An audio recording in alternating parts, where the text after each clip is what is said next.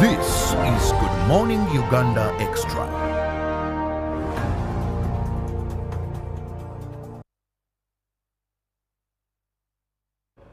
A very good morning to everyone that is watching. Thank you so much for being a part of Good Morning Uganda Extra with me, Sharon Chondrusha. It has been raining since, well, I stay in Kampala, so it has been raining since 5 a.m. I hope for everyone that is watching and is still home, please carry an umbrella. Please have a scarf just to be safe and for you not to get rained on because it's quite heavy and it doesn't look like it will stop anytime from now. Very good morning once again, and you are welcome to Good Morning Uganda Extra. Now today with me in studio is a gentleman that is making a difference in the youth world, if I may say that. Now 77% of Ugandans are youth. And so many of these are talented. We might even not just have Uganda, but also in different countries. And most of these are very talented youth, but usually one thing that they tend to struggle with is to be seen. Who is there to look out for these people? Who is there to make a difference in their lives and make sure that the world gets to know about this beautiful talent that is out there in the world? Well, today with me is a gentleman, Nico, who happens to be the founder of the Passion Project and the Black Market, two companies that are making a difference. One, a modeling agency, and the other, searching out for talent to make a difference in these lives. But we want to get to know, are they protected? What makes it so safe for them to be a part of these projects? And what are they exactly doing in these projects? A very good morning, Nico. Good morning. How are you? I'm so happy to be here. Thank you. Thank you for coming through. Thank and you we're for looking having forward to having this conversation. Definitely. So please tell me a little about yourself. I am an artist. I'm a scholar as well. I study at Napier University in Edinburgh, in Scotland. And during my studies, just before the COVID period, I decided to start up the Black Market Agency with a good friend of mine, Jack Visser, who's a very talented photographer. I then also started the Passion Project, which aims to give young people access to musical equipment. On Fridays, we take them to the studio, they come in and they record with some really prominent artists in the UK. And yeah, that went really well, so we decided to move that project alongside, well, we had a lot of support actually from the Edinburgh Festival, the Edinburgh Jazz and Blues Festival, who flew us out to Ghana for 8 weeks. We were there and we ran an 8-week camp for young people in Ghana, which then got me thinking, you know, this is something that I want to take to Uganda and begin here for my people. Mm-hmm. Yeah.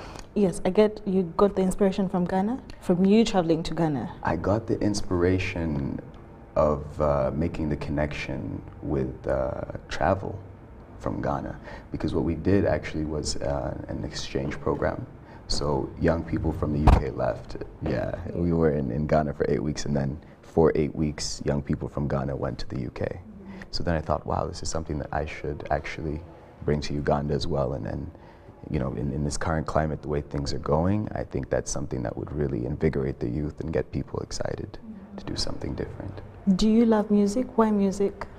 I love music. I'm very passionate about music. I've been making music for over 10 years now. It's my main focus. It's one of the things that has kept me motivated, kept me energized, and allowed me to impact people in all different stages of life. I think that it's a very creative output and very creative release for me personally. So yes, I love music. I love everything about it. Mm-hmm. Which genre do you do, if that's the... I actually can produce most things. I listen to a lot of different types of music. My favorite music is hip-hop music. If I'm being honest, I love hip-hop music, but I also do make gospel. I also do play a little bit of piano sometimes as well. And that's actually a very good tip for you if you are just getting started in making music, and you can play an instrument, even if not very well. You could always make an instrumental album, and you can upload that to the internet. Nowadays, you can do that by yourself. So when I was younger, I would play keys on my computer and upload it to the internet. So I have like 12 different jazz piano albums that aren't under my name as Nico, all caps, but they're still out there, still being played, still generating some revenue. Mm-hmm. So what is exactly the Passion Project supposed to do, or what are you borrowing from your trip to Ghana, the exchange to Uganda? Yeah, okay, so one of the things that the Passion Project is supposed to do is wake up people to their talent and wake them up to the concept of developing their talent as well, because not everybody's naturally gifted at everything. But I think if you give someone some time and you give them the right mentorship and guidance in a safe environment where they feel secure, there's a lot of learning that is possible there. So that's what the Passion Project is supposed to do. When we were in Ghana, we actually filmed multiple videos. We filmed maybe like 15 music videos in a very short amount of time. That's a lot of work to do in such a short period of time. But yeah, those young people, we gave them the opportunity to record in some beautiful homes, in some beautiful spaces with the best camera equipment, with some great camera crews, and they had a great time. So actually, one of the other initiatives I've started, I'm working with a good friend of mine who's based in Kampala, Brian Kalega. He's an architect. He's been designing homes for a long time. So he showed me some of the houses that he was working on, and you know, he's got hundreds and hundreds of projects. And what's interesting about the software that they use nowadays to create these architectural structures is you can design the structures as cartoons, or you can design them in what they call a real-life render. So he showed me some of these real-life renders, and I thought, hey, what if we take some of these houses that you've designed and one, sell them to video game companies, because the virtual spaces are fun. You can sell those now in the metaverse. People can use those spaces for whatever they'd like. But two, if we can take the real 3D renders, which look like real life, and make them available for people to download, then young people, or even just people on any budget who, you know, don't have a massive budget, can film their music videos in these beautiful, surreal locations that they wouldn't have the opportunity to. So there's a lot of different innovation that's coming out just now. There's still a lot of things that are being designed in the background. I'm also creating a sound library. I've been making music, like I said, for over 10 years now. That's a lot of music. So I have about 4 terabytes worth of music, of sound that I've created, that I'm going to make available for people to download off of the internet and then use to make their own music as a building block.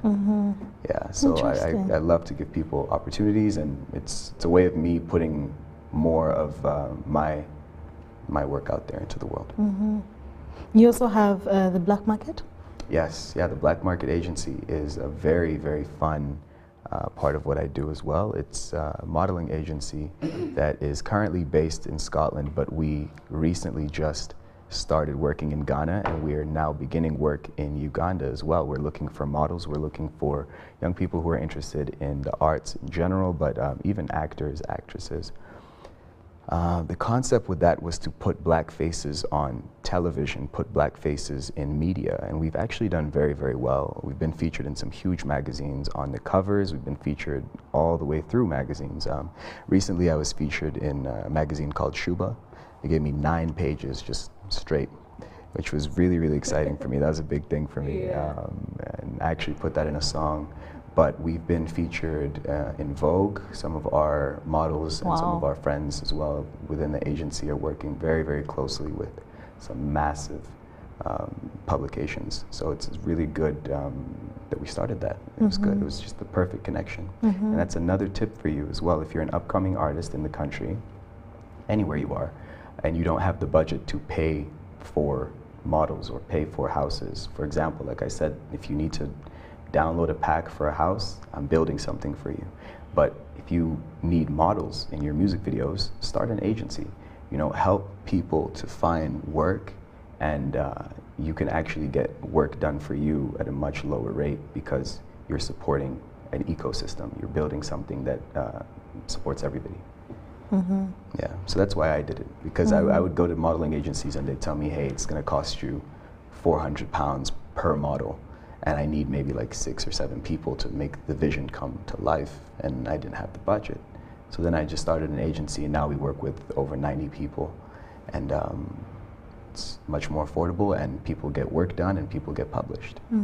So, Where do you get the time to balance? Because you said you're a scholar as well. Yes. Are you at school? Yes, I'm still in So school. how are you doing school and juggling with all these things as well? Everybody always asks the balancing question. The balancing question is one that I do deal with, and I do struggle with it, honestly. To balance these so many different ideas and concepts, and also to achieve academically is a struggle. It's not necessarily easy, but I think that all of life is a balancing act. I think that if you are doing good, you will reap good as well. So I know that the work that I'm doing is very important. I know that it's supporting a lot of young people. I know that it's giving people food, you know? So if it sometimes negatively impacts my classwork, you know, that's something that I can talk to my lecturers about. They're very understanding. The University of Napier in Edinburgh has been very, very understanding to my specific needs when it comes to these types of projects that I'm running, because I had to leave during term time just before exams to go to Ghana to run this program. And that's something that a lot of schools wouldn't let you do. But yeah, they let me do it, and they let another one of the people who I came with do it as well, because they believed in the vision and they believe in watching you succeed. You know, you go to school to learn how to succeed, but if you are one of those people who happens to be on your path already when you get there, they're not going to hold you back. So I appreciate them for that. Thank you. Where do you get the youth from? The ones that participate in these videos and do all this work with you? Yeah, they find me. They find us. It's been such a long journey for me because I've been making music for such a long time. I can just go into my DMs right now and there's like, they're full. It's like 900 plus messages, and you can't get more than that. And they're always asking for favors, they're asking for help, they're saying, hey, I need studio time, or hey, how can I send you my music, or, you know, some of them have personal issues. Is that from Uganda or the UK? Everywhere. Okay. Literally everywhere. That's why I feel like the project right now is big, but I want it to be bigger, I want it to be more encompassing and more wide-reaching, because there's a lot of young people, a lot of people out there who still need support in the arts and getting started. You talked about how you want it to be bigger than it is already. So what's the vision of the project? The vision of the project is really just to be something that is that can allow us to navigate a bit smarter. I feel like the juncture that we're in right now, especially as a country, there's a lot of different interest groups coming into the country at the moment. I'll give the example of China. There's a lot of new investment coming in from China, which we appreciate. At the same time, though, we've seen how initiatives like Payola and you know, different strategies have been put in place in different countries to prevent the arts from growing even too rapidly at times. And I think that is wrong. I think that we should allow creatives, artists, the space to be who they need to be and who they are, because they best represent us as people. You know, I look at some of the events that are thrown in Uganda right now by some of the large events companies, and they're fun, they're beautiful, of course, but we've been listening to Afrobeats for 10 years. We've been listening to Amapiano for 5-6 years. The young people love hip-hop music. They love trap music. They want to rage. There's actually an event that is going on soon called the Hare. It's organized by the Homie. It's a house party, and it's a very niche event, but this is only the second time they've thrown it. The first time they threw that event, the house was full. So I've seen it with my own eyes. In Uganda? In Uganda, the house was House full. music, wow. Not even just house music. It was house music, EDM, trap music, hip hop, and it's that environment of camaraderie, because it's still such a it's a misunderstood thing here. I don't think a lot of people get that people really are passionate about that music. Yes. People love some of these big artists, Travis Scott, they love Drake, they love Lil Baby, you know, they love a lot of these artists that are doing trap music, they're doing their thing. Because I feel like they feel more like they can relate to that. You know, I think a lot of Afrobeats content is about love, it's about sexuality, it's about those types of things, whereas trap music, hip-hop music is about a hustle mentality. It's about a hustle lifestyle. It also has a bit of sexuality and it all also those does things going have a in bit of there. sexuality in it as well, but it is also more motivational, I think, for young people. From what I've heard and from what I've seen, the energy that is poured out, they really connect well with that. So I think that's maybe something new. If you're an events company in Uganda, organize something that's for those people. They want to rage. Wow.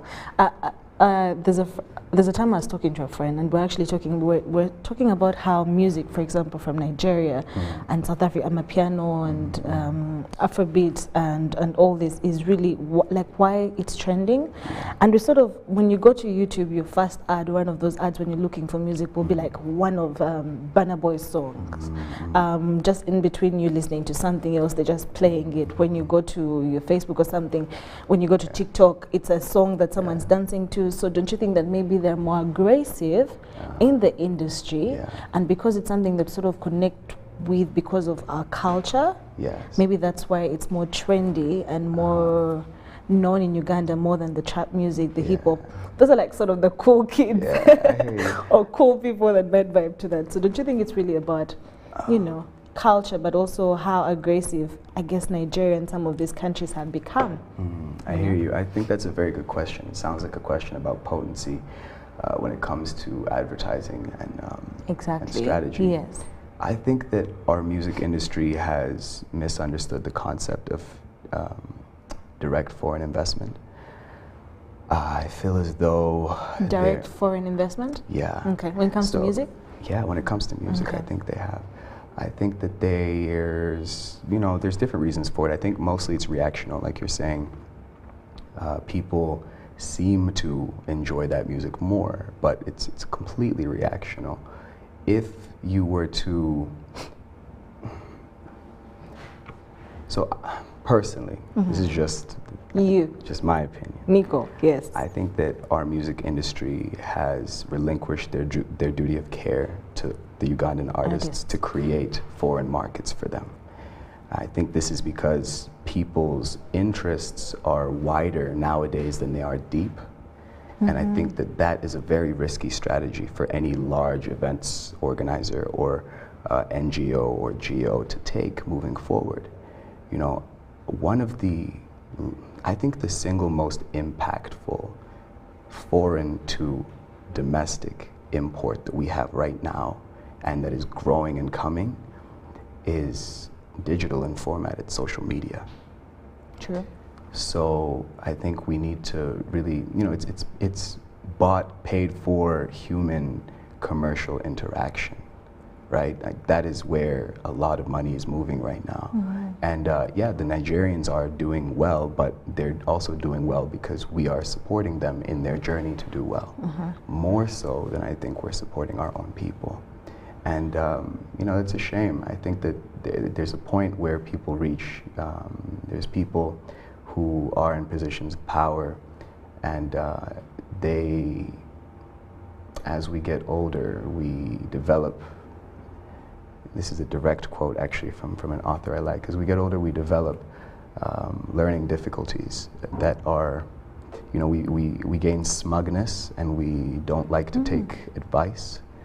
And we approach things that are alien to us with skepticism. Sure. We're not sure what's real, we're not sure what to go for.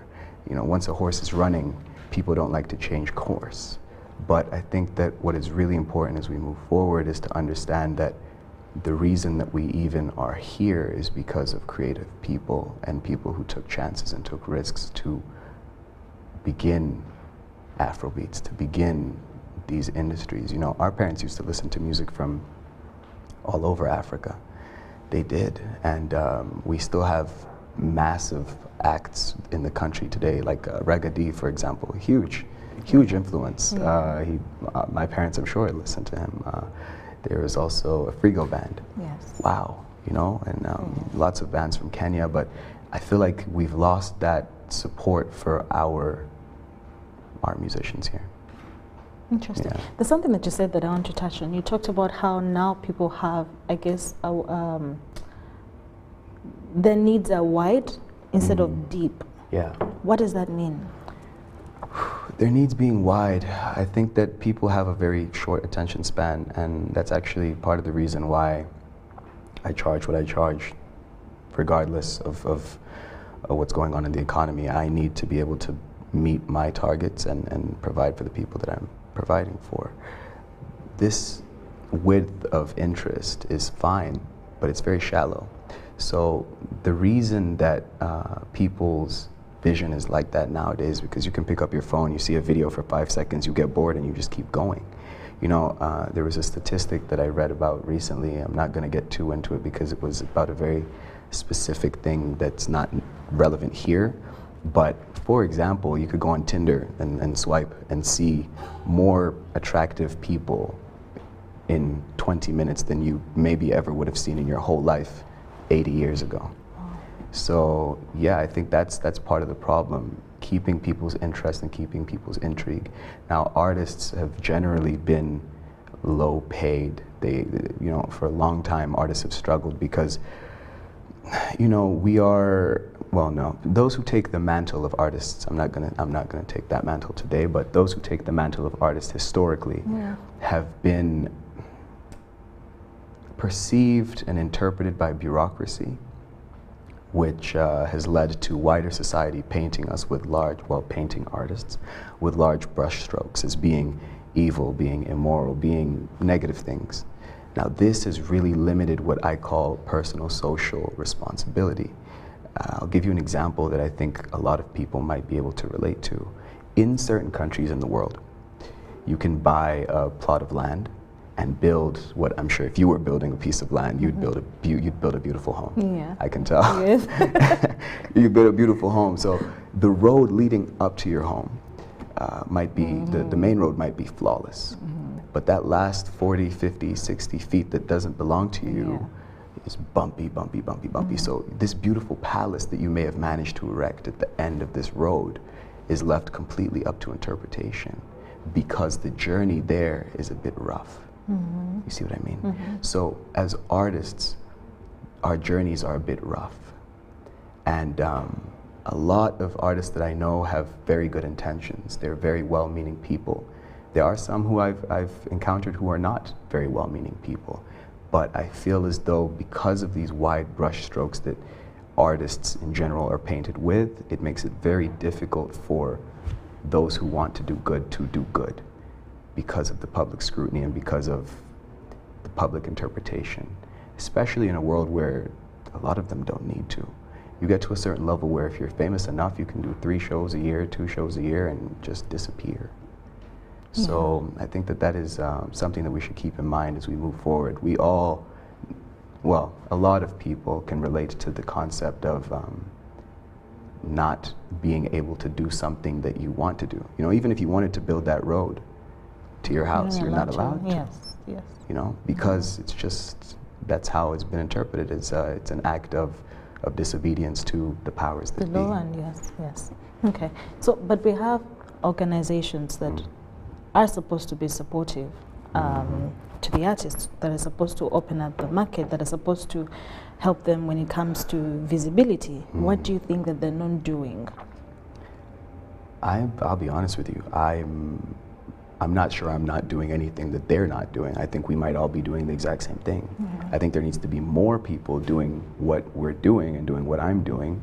But I also think that the lack of visibility isn't even necessarily just a problem for the artists. The artists are always going to be okay as long as those who are in charge of leading the narrative, leading the conversation, are bold enough, are bold enough to stake their claim and tell the industry what is needed. And I think a lot of people aren't doing that. I see maybe 2 or 3 of the big major companies in this country, I see their CEOs on TV. But the rest of them, I'm talking about events companies specifically, the rest of them, I don't see them. You know, sometimes they send representatives. You need to send somebody who's a key decision maker so that we can know how you're moving forward. It's the same way that you have to present your budget. You know, we need to know how you spent last year's money.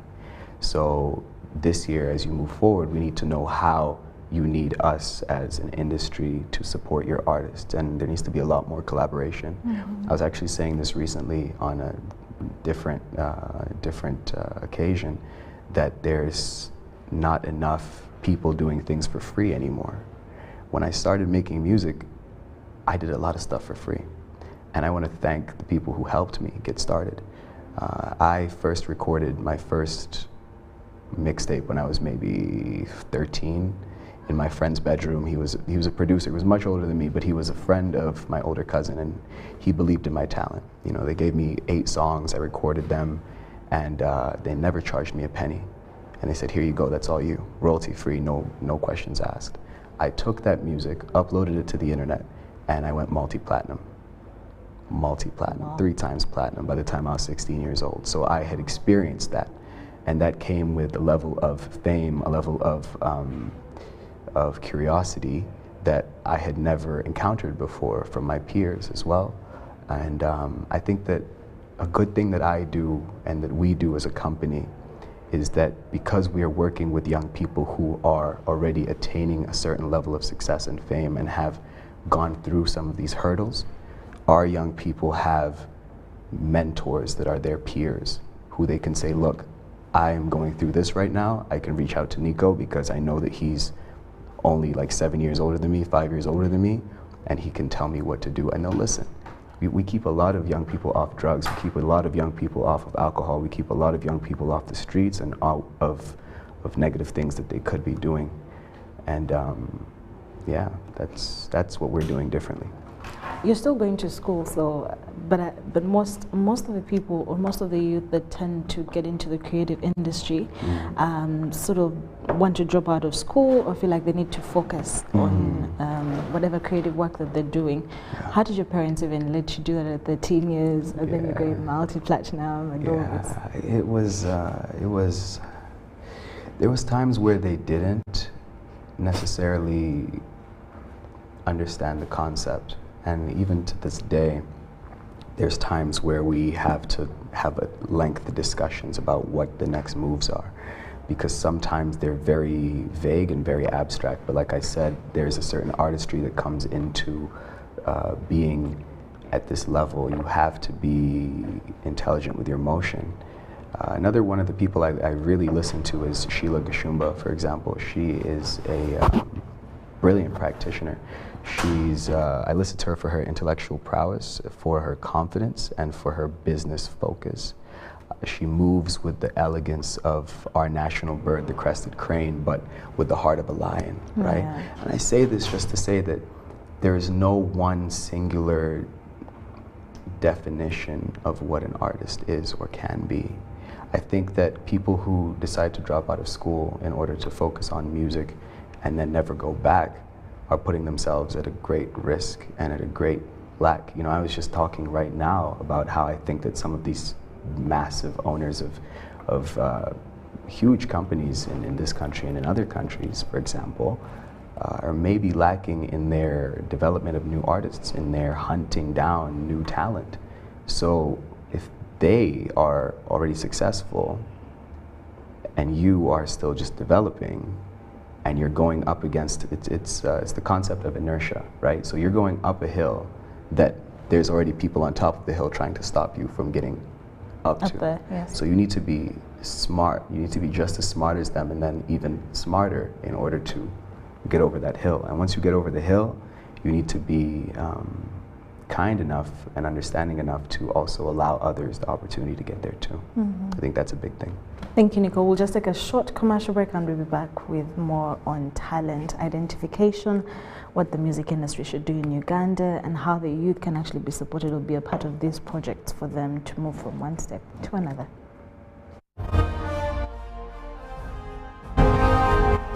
Live from UBC Studios in Kampala, this is Good Morning Uganda Extra.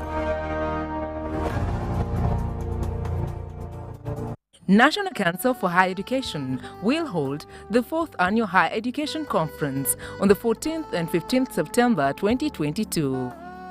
The conference theme is Enhancement of Teaching, Learning and Assessment with Ordeal in Higher Education. The guest of honor will be the First Lady and Minister of Education and Sports, Honorable Janet Kataha Museveni. The conference will be held physically at Hotel Africana for only invited guests and open to online participants via Zoom webinar that will be shared under the events section at www.unche.or.ug. The keynote speakers are Ezra Nazim, Senior Fellow of Higher Education Academy UK, Professor Henk Gerald Sola, a Dutch organizational theorist and Emeritus Professor of Business, Engineering and ICT at Groningen University, the Netherlands. The National Council for Higher Education is receiving papers from researchers and scholars for publication in the Uganda Higher Education Review, Journal of National Council for Higher Education. For more details, send inquiries to cmuhumuza@unche.or.ug, info@unche.or.ug, or call 0783 040024 or 0704 800926 plus 256 39 32 62 140/4. The Tales of Kasozi, brought to you by Uganda Communications Commission. Hello? Hello? This is Kasozi. How can I help you? Hey, Kasos, my brother. Long time. We last met when we were at campus. It's been a while, but you are the person I'm looking for. Campus? Really? Hey, you don't remember me? Okay, so how can I help you? I'm stuck in Gulu making millions, and I need to urgently send money to my sick mother. But I can't find any mobile money agent near me. I've sent the money to your phone, as you can see the message. It might take a few minutes to come through, but I urgently need you to send the money to my mother. Let me send you her number, and you send it to her chap. My friend, I'm afraid your mom is going to die. What? Because I don't know you, I never went to campus, and I'm also in Gulu. So can we meet at CPS, we talk about it? Stay tuned for what Kasozi does next. Tofera. Refrain from unnecessary engagements with strangers over the phone. This message is powered by the Uganda Communications Commission. Forget last season. Forget the oohs and the ahs. Every moment that stole the show, because the real show is here on GoTV. It's the new season. It's action-packed, and it's going to be non-stop football. With over 1,000 games from more than 7 leagues and cup competitions, plus a World Cup. Make sure you get the best seat in the house this new football season. Get a GoCoder with 1 month of GoTV value for only 25,000 Uganda shillings and enjoy non-stop football. GoTV Uganda. Love it.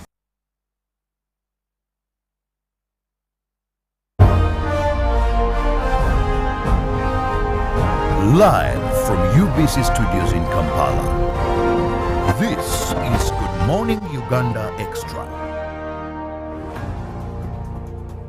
You're still watching Good Morning Uganda Extra with me, Sharon Chondisha. Thank you so much for still being a part of UBC TV. Yes, the conversation is about talent identification. Well, the youth are talented, so what?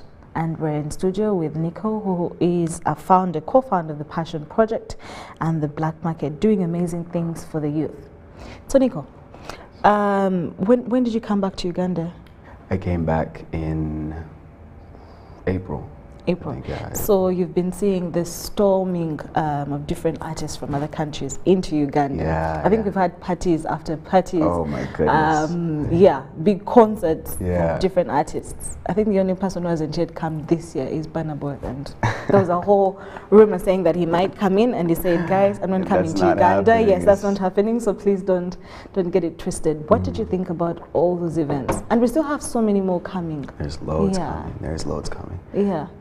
I have it on good authority that interns become execs, and my question is, where does NSG come into the mix? You know, they're great, very talented artists, sure, but I don't know, man. It's gonna cost maybe £10,000 to fly out the useful members of the team, but then when artists like that fly out, they come with an entourage, so that's like another 10, right? So much money. And we're talking pounds and dollars here, so.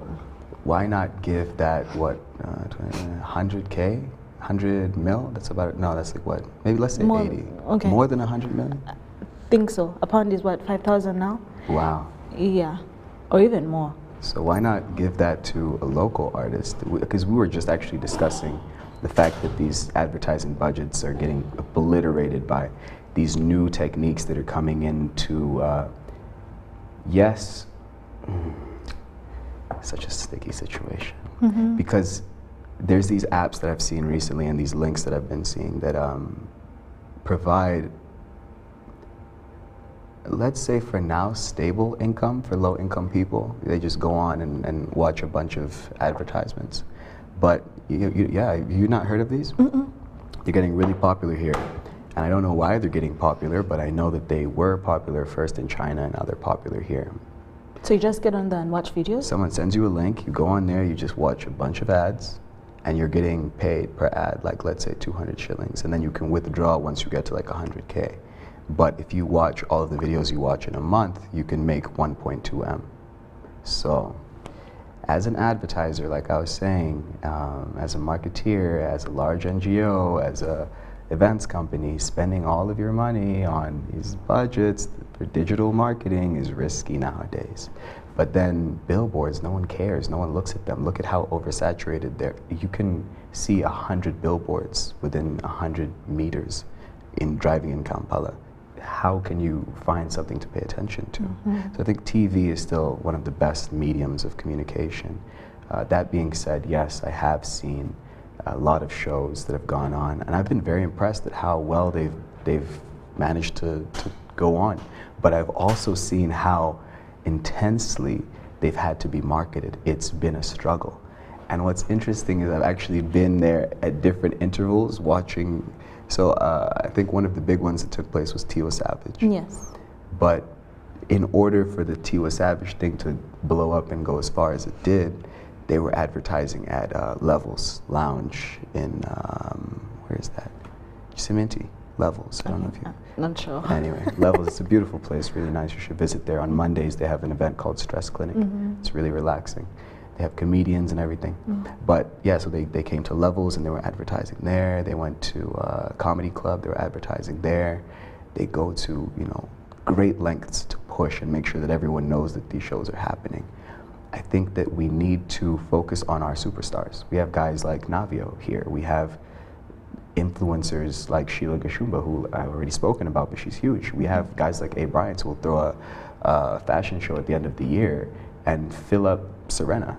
You know, that's really, really awesome. So if we focus on the superstars we already have and we give them some more job security, meanwhile we're developing new talent, then we'll spend less money on flying people into the country and it'll lower our risks by a lot. Meanwhile, we're boosting our own talent and you're actually getting someone closer onto your team who you're gonna need around in the future because things are changing.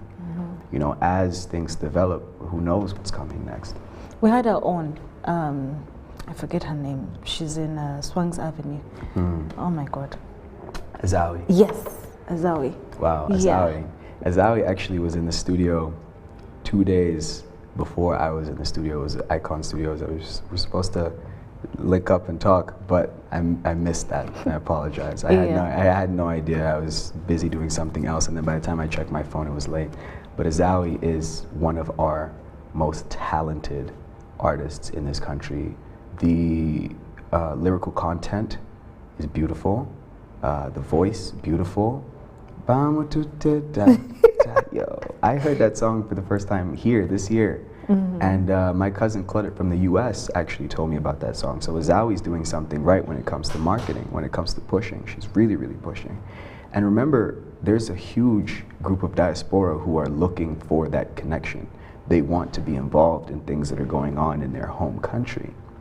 So people will find you. If you're really pushing your music, they'll find you.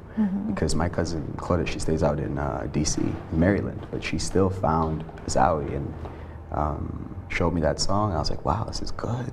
Very, very good. So yeah, Azawi, super talented. Yeah, because I mean, like you said, she's one of the big artists that we have in Uganda, and who is actually internationally known as well, not even just by Ugandans, but people appreciate her music.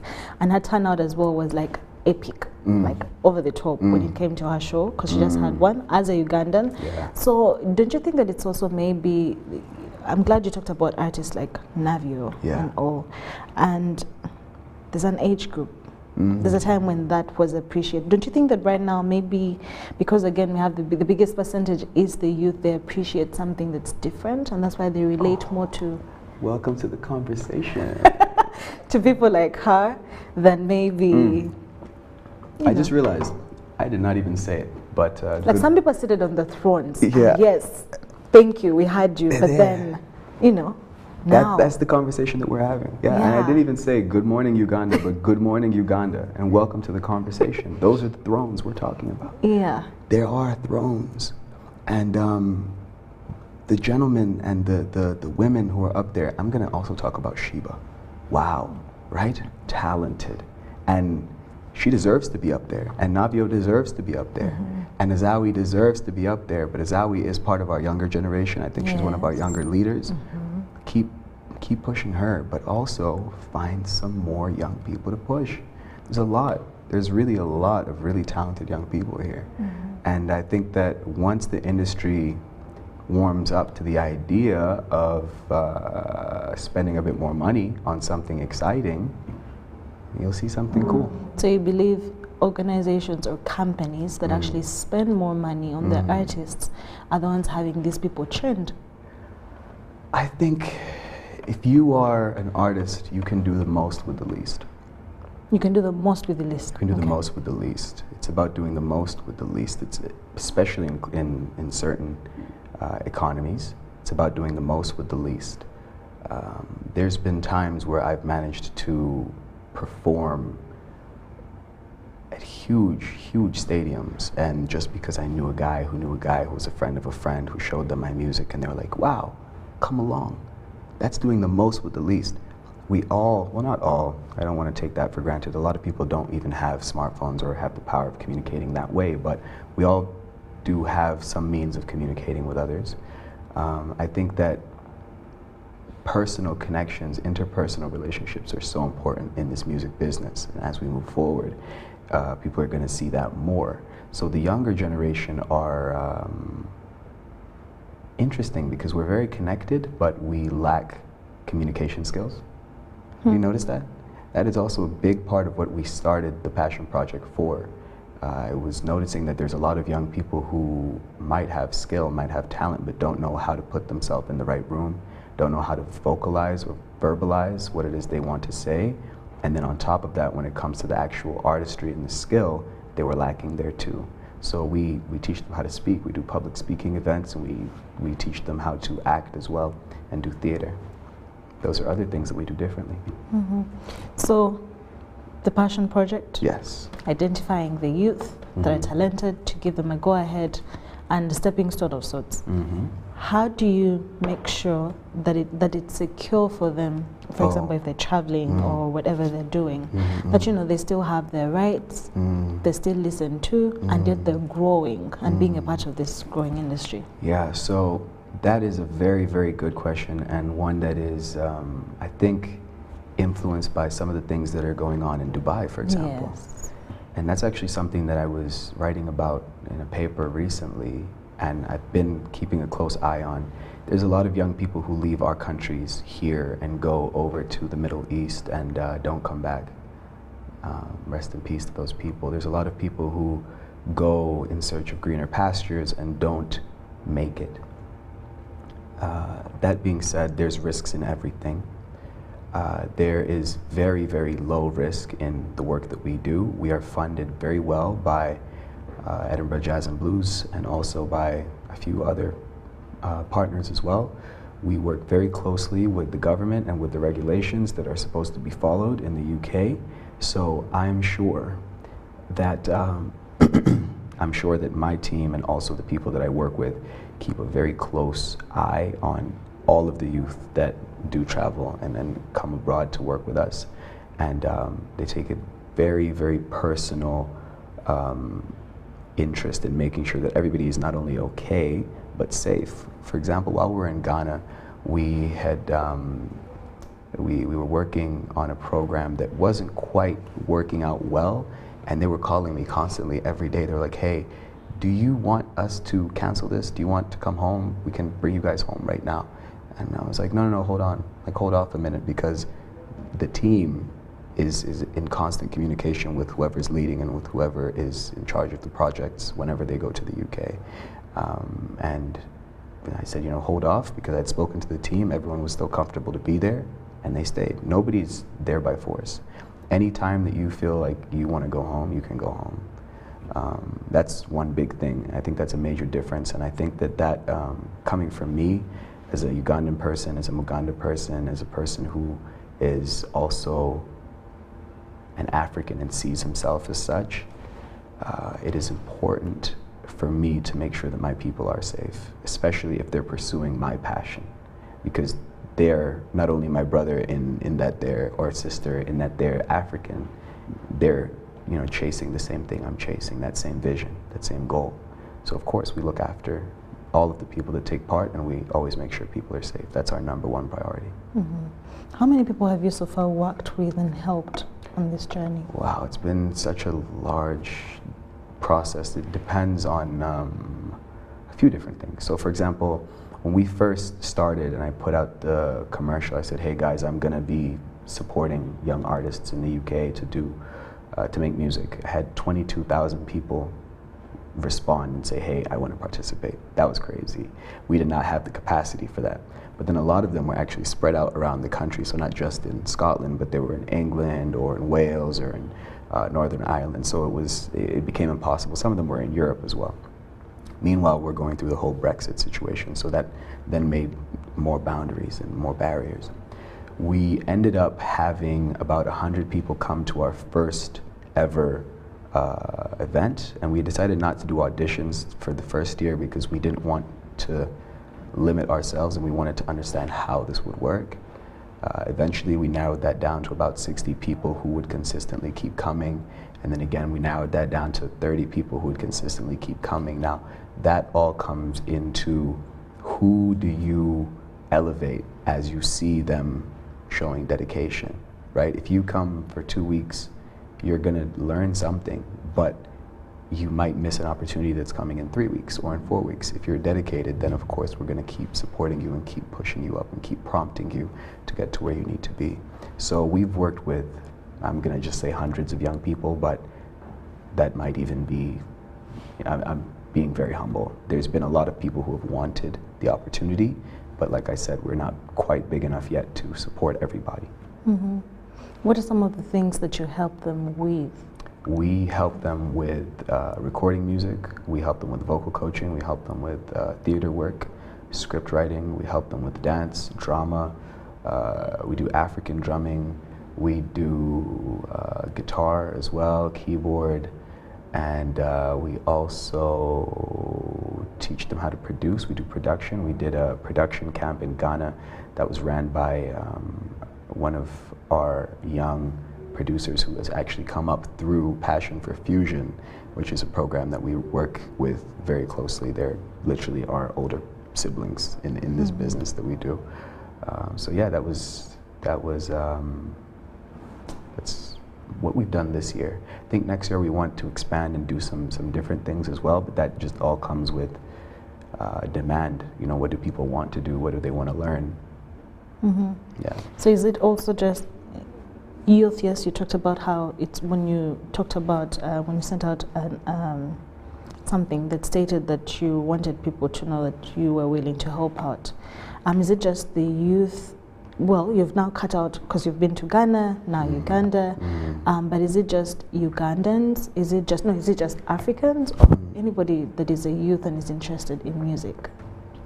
I say for now, anyone who is a youth and is interested in music and is in Uganda, send me a message and let's see what we can do. Yeah. Okay. And so what are you looking forward to seeing transform? I want to see talent. I really do. I want to see the rebirth of something exciting. I'm sorry to say this, but I'm also not. And I can say this because I know that they check me too. We have had maybe 10 or 20 artists up there at the top sitting on those thrones, and we're getting to a point now where all of the music is being mixed in the same places, all of the promotion is being done by the same people, and it's becoming stagnant, it's becoming same-ish, and it's gonna get boring. I'm telling you this because I care about you and because I care about what we do, and I know you do too. So speak to your bosses. We need a change. Yeah. We need something exciting again. Like, remember, I am this bad man from Kambodsha. You know those beats that weren't even like mixed the way they'd mixed and master them now, but they rocked the streets because people really connected with that.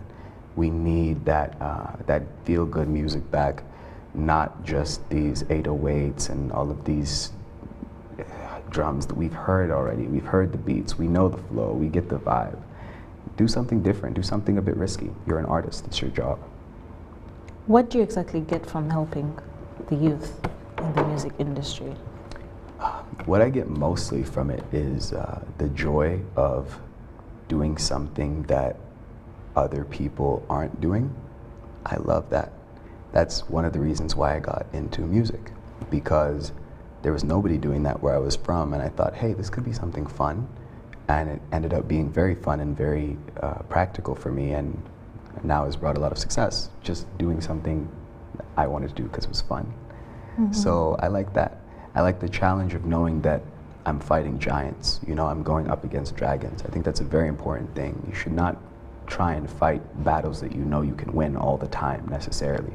I think expand your horizons. That's one of the mottos of Green Hill Academy, expand your horizons. I love that, mm-hmm. right? Mm-hmm. Because that is what you're supposed to do. You're supposed to want to experience this human life. We have so much potential and so much skill that is undeveloped. So that's why I do what I do. That's what I get from it.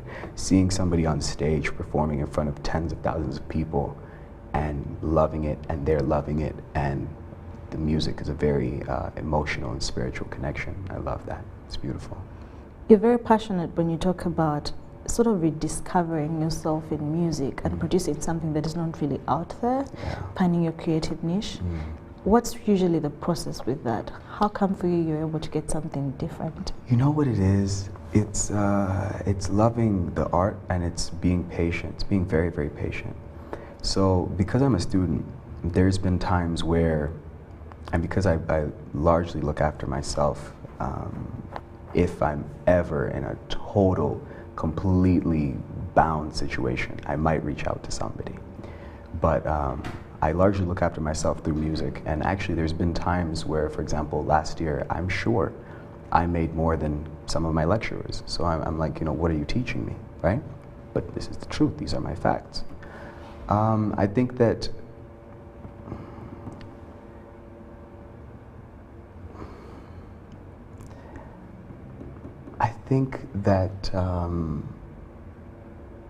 it's a very loaded question now that I interpret it again. Mm-hmm. I'm not sure if I'm going to answer it. Let me give it a break. Let me give it a break for now. Really? Yeah. You don't just sell out your... Well, that's the thing. There's a lot of people will turn to drugs. A lot of people will turn to alcohol. A lot of people will turn to hanging out with the wrong groups and getting involved in the wrong things because they want authenticity, which I think is very stupid. And which usually comes with the music that you sort of do, because you said you do hip hop, right? It does come with that music because people think that is the territory. It does not have to be. You can be very creative and very influential and very intelligent about your approach, and that is the most important thing. And sober, that is the most important thing. You're right. So me, what I do is I take breaks. That's my honest truth. That is my gap. That is my winning point. I take breaks. You know, if you love something and you just run at it all day, every day, you get to a point where you're numb to the concept of creativity. You become numb to the idea of what it actually means to create something new. So I will give away all of my laptops. I will give away all of my microphones, all of my headphones to the students, and I'll just not have anything. Sometimes I'll give away my phones. I'll have nothing. And then for like 5-6 months, I'm not recording music. I'm not even writing music. I'm just living life. And I think that then helps me when I come back to it to feel that drive again, to feel more passionate about it. Okay. Yeah. Interesting one. So what would you say to the youth out there that are very talented as we come to a conclusion? Yeah, the youth out there that are very talented, make sure that you keep the right friend group. Don't just be friends with anybody. You are a very valuable person in who you are, and focus on trying to continue to educate yourself in the best way that you know how to. I'm a very faithful person. I believe in God. That's helped me get through a lot of these challenges. So look there too, and yeah, you're not alone. There's always going to be somebody there to support you, and my company is here trying to support you as well. So yeah, if you're youth, you're out there, you're talented, reach out. You don't drink? I don't drink, I don't do drugs, I don't need to. I'm just Nice. creative. Okay, well, that was Nico from the Passion Project, and he also has a company that deals with models, and that's the Black Market Agency. Thank you so much for watching UBC TV. Thank you so much for watching Good Morning Uganda Extra with me, Sharon Chamdusha. Those that are talented, please reach out. Do you have social media platforms? Yeah, I only use Instagram right now. My Instagram is NIKOALLCAPS, Nico, all caps, in all caps. Please reach out to him and you'll be able to move from wherever you are to learn so many things that come with the Passion Project. Like he highlighted earlier, have a lovely morning. Bye-bye.